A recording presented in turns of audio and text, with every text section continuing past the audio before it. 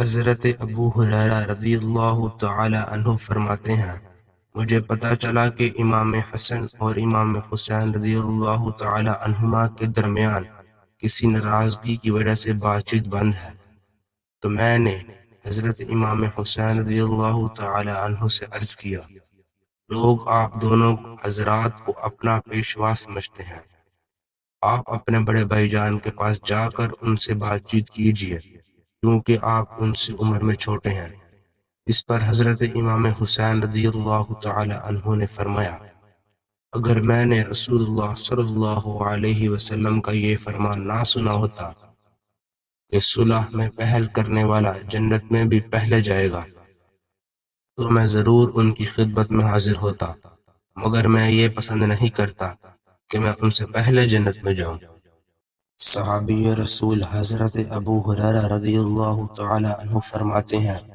کہ میں امام حسن مرتضی رضی اللہ تعالی عنہ کے پاس حاضر ہوا اور انہیں سارا واقعہ بتایا، تو امام حسن رضی اللہ تعالی عنہ نے فرمایا، میرے بھائی سچ کہتے ہیں۔ پھر آپ کھڑے ہوئے اور اپنے بھائی حضرت امام حسین رضی اللہ تعالی عنہ کے پاس آ کر گفتگو فرمائی۔ اس واقعے میں جہاں امام حسین رضی اللہ تعالی عنہ کی بڑے بھائی کے ساتھ کمال محبت کا بیان ہے،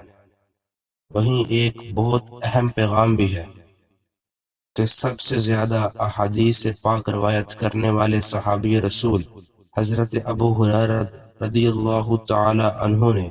دونوں شہزادوں کی خدمتوں میں حاضری دے کر صلح کی صورت فرمائی۔ صحابہ کرام اہل بیت اطہار کے بڑے خیر خواہ اور غمگسار تھے، یوں ہی اہل بیت اطہار صحابہ کرام پر بڑے شفیق و مہربان تھے۔ احادیث مبارکہ میں ان کی کئی مثالیں موجود ہیں۔ اس سلسلے میں شاعر نے کیا ہی خوب کہا، نو نہال چمن مصطفیٰ مرتضیٰ، جسے قدرت نے چنا زینت جنت کے لیے۔